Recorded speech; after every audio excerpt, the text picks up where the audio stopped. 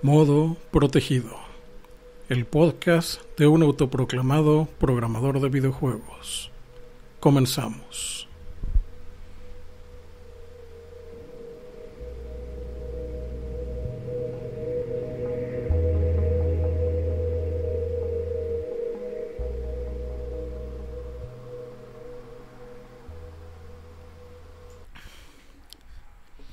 Herramientas juegomáticas. ¿Alguna vez se han preguntado por qué todos los juegos indie se parecen? Metroidvanias de plataformas con personajes que respiran con todo el cuerpo. Juegos 3D con modelos que parecen juguetes baratos. Novelas visuales que parecen coloreadas por el mismo artista, sin importar el estilo de dibujo. O juegos móviles cuyos sprites parecen recortes de papel. La respuesta no es obvia para los gamers, pero sí para quien le interesa el cómo se hacen. Y es porque la mayoría de los indies trabajan con las mismas herramientas. Al principio, consideré usar este episodio del podcast para quejarme, pero las quejas las dejaré para otras secciones, aunque no por eso me voy a contener. Y que de lo que les voy a hablar en este episodio es el de las herramientas de software para hacer videojuegos, y cómo han traído más problemas de los que resolvieron el desarrollo de juegos. No creo que haya muchas opiniones como la mía, pero por algo siguen aquí. Así que hoy veremos todo el asunto de las herramientas juegomáticas. Comencemos con el pasado. Hace mucho, los videojuegos corrían en consolas baratas que varían la 10ª parte de una computadora. Y para que estas máquinas tan baratas pudieran hacer juegos que con trabajo corrían las máquinas más caras, había que tener dos cosas bien puestas. Un hardware diseñado 100% para jugar y programas capaces de llevar ese hardware más allá de sus límites. Al principio no había mucho problema, pues era más caro pagar la producción en masa de los juegos físicos que pagarle a los desarrolladores. Además de que la parte del software podría ser cubierta por equipos de unas 10 personas, o en algunos casos hasta 1 o 2. Y esas pocas personas tenían que hacer toda la programación. Y cuando digo toda la programación, me refiero a toda. Pues recordemos que una computadora y una consola de videojuegos es una computadora, lo único que hace es almacenar números y hacer operaciones matemáticas muy básicas, pero muy rápidas con ellos. ¿Y cómo se hace para que una máquina así nos haga vivir mundos llenos de acción? Pues dándole los códigos y datos numéricos adecuados para ello. Una imagen es una matriz de números donde cada punto corresponde a un color. Si esas matrices de números se copian a la memoria de video lo suficientemente rápido, el hardware enviará al monitor una animación. Los controles envían números a los puertos de entrada y salida que el programa asocia con los botones que presiona el jugador. Dentro de archivos, que son otras secuencias de números, están codificadas las instrucciones que dictan todo lo que tiene que pasar en el juego. Entonces, si un programador quiere hacer un juego tan sencillo como un plataformas 2D, tiene que programar las rutinas para construir cada fotograma en tiempo real, construir la escena con todos los datos del nivel, y leer los controles. Y ya al correr el juego tiene que programar cosas que cualquiera que no programe encontrará tontas. Por ejemplo, que las cosas caigan y se mantengan en el suelo. Que ese suelo sostenga a los personajes y que estos no lo atraviesen y caigan al vacío. Vacío que por supuesto hay que delimitar. Que los obstáculos detengan el avance de los personajes y que se sepa cuando dos personajes chocan entre ellos. Ya no digamos cosas más complicadas como llevar la puntuación, definir la condición de victoria y determinar lo que pasa al perder. Y hasta aquí no tenemos ni historia, ni personajes, ni mundos, ni nada. Si acaso, unas reglas muy básicas de interacción. Todavía lo anterior no es para nada jugable o presentable en público. O como dijera el famoso Carl Sagan. Para hacer un pastel, primero tienes que construir el universo. Un universo con sus propias reglas y física, donde ese pastel pueda existir. Así que si lo que quieren es crear un juego 3D de robots gigantes piloteados por colegialas japonesas, primero tienen que construir una base de código que represente en pantalla objetos 3D y los pueda ver desde cualquier punto en el espacio. un espacio que será llenado por el campo de batalla y los robots, de modo que se pueda apreciar la acción desde las cabinas de los robots o de alguna cámara externa. Echar a andar el código para que los personajes puedan interactuar entre ellos, que los robots puedan golpearse y no se atraviesen unos a otros como fantasmas, que hagan lo que se supone deben hacer y no se queden quietos ni se muevan raro. Y lo más importante, que la física, sí, esa física de los modelos 3D de la tripulación o de los robots, o mechas para los que jugarían este juego me entiendan, esté bien hecha y que las cosas se muevan tal y como se deben de mover en este tipo de juegos. Y si creían que después de lograr todo esto ya tenían su juego, se equivocan. Pues aún con esto falta todavía un duro trabajo antes de escuchar el primer Oni-chan. Dejemos de lado que aún con la programación solucionada, todavía necesitamos modelos 3D, captura de movimiento, actuaciones de voz, una banda sonora y efectos de sonido. Y trabajo administrativo que sé que siempre se quejan porque los que lo hacen no los consideran parte del juego, aunque sean los que más cobran.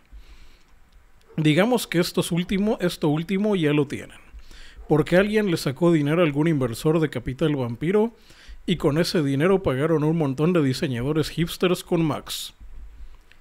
El asunto es que muchos proyectos caen por problemas de programación. Por eso, los programadores de videojuegos de la época del PlayStation 2 y anteriores tienen tanto prestigio. Entonces, ¿qué pasaría si hubiera una herramienta que nos permitiera brincarnos la parte aburrida de crear un universo con sus reglas y pudiéramos brincar a la parte divertida de armar el juego con todo el arte ya hecho? Pues ahí es donde entran las herramientas juegomáticas. Digamos que ustedes se descargan una de estas herramientas y que su ejército de diseñadores hipsters con Macs ya les hizo todos los modelos 3D, las capturas de movimiento y todas las demás cosas.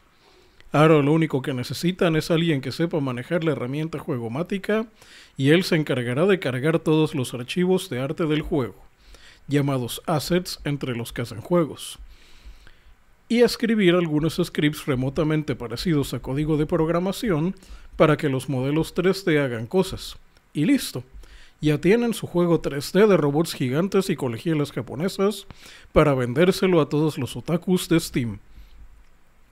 Y la mejor parte es que no perdieron tiempo averiguando cómo programar cosas como la detección de colisiones, la gravedad, la inteligencia artificial de los personajes no jugables y sobre todo no se metieron para nada con la aburridísima programación 3D ni con sus tediosas matemáticas.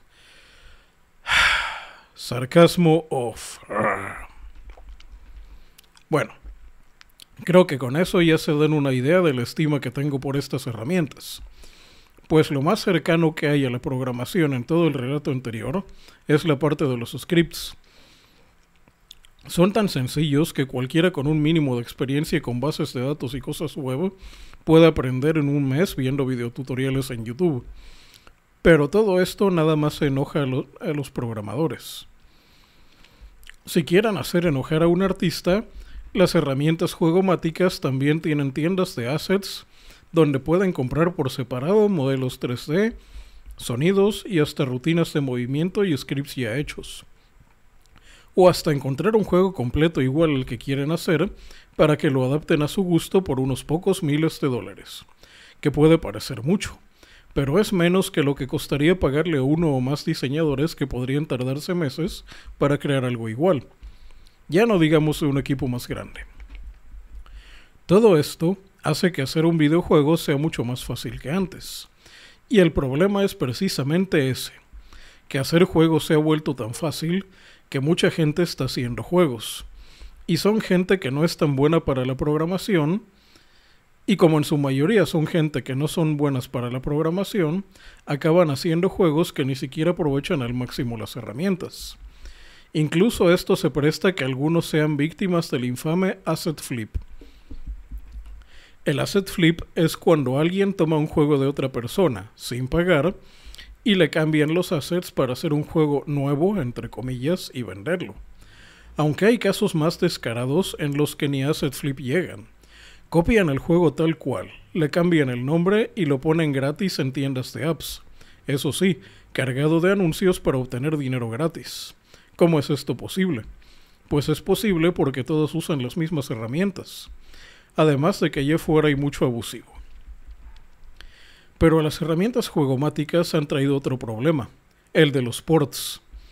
En otro tiempo, los sistemas de videojuegos eran tan insignificantes en cuanto a su capacidad y tan diferentes entre sí que para que un juego ya hecho en un sistema pudiera correr en otro, había que hacer un código nuevo desde cero y crear assets lo más parecido posible en la segunda máquina.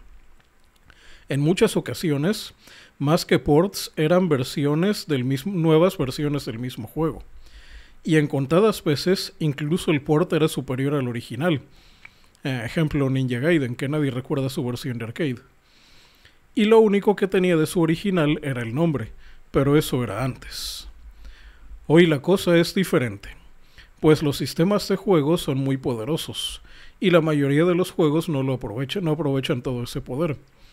Así que hacer un juego que parezca de hace 20 o 30 años, que pueda correr por igual en una PC Master Race, la consola de videojuegos de moda y los smartphones chinos más baratos, lo único que necesitamos es oprimir un par de botones en nuestra herramienta juegomática y ya tendremos versiones para todos los sistemas que la herramienta sepa que existen.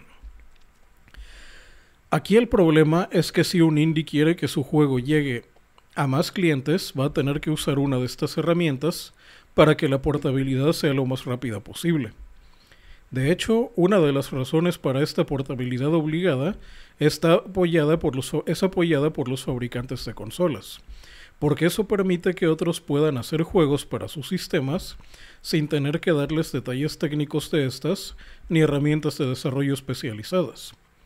Es más, supe de un caso de un indie que hizo un juego para PC y no pudo portarlo a consola porque no usó ninguna de las herramientas juegomáticas que podían hacerlo. Aunque dado lo simple del juego, los gamers no se perdieron de gran cosa. A veces me gusta pensar que ese indie programó sus propias herramientas, pero lo más seguro es que usara alguna que no pudiera hacer la portabilidad en automático. Todas esas herramientas están llenando las tiendas de basura, y muchas veces lo que decide que un juego se venda más que otro es cuánto dinero invirtieron en publicidad, y esto no es bueno.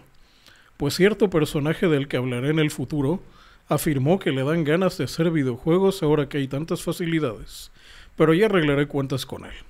Primero quiero ver cómo se dice pirurris en japonés para saber cómo llamarle. Ahora me voy a tranquilizar, porque lo que sigue me va a costar pronunciarlo sin levantar la voz. Digamos que ustedes quieren hacer juegos pero no les gusta programar. Aunque pueden, por lo menos, escribir código en C#, Python o el lenguaje que esté de moda cuando escuchen el podcast. Si quieren hacer un Metroidvania de plataformas de aspecto de 16 bits, pueden descargarse el Game Maker y olvidarse de la gravedad, la detección de colisiones y hasta cómo dibujar un sprite en una pantalla. Si saben dibujar, pueden introducir sus propios diseños en la herramienta y el Maker hará el resto. Y si no saben dibujar, pues hay muchos assets para Game Maker que pueden usar para armar su juego. Incluso scripts en el propio lenguaje de scripteado para Game Maker. Pero digamos que quieren hacer su RPG con sistema de combate por turnos, con cientos de horas de grindeo para subir niveles y poder avanzar, y por supuesto dramas lacrimógenos entre personajes kawaii de edades y sexo indeterminado. Para esto existe el RPG Maker, que es lo mismo que el anterior, pero para juegos RPG. Podría agregar muchas herramientas semejantes para juegos de aspecto antiguo en computadoras modernas y teléfonos, pero digamos que lo que quieren es hacer juegos 3D. Existe Unity, y si ya quieren un engine cuyo script sí parezca muy de lejos un lenguaje de programación, de verdad, pueden probar Unreal Engine, pero no por tenerlo significa que hacer juegos sea fácil.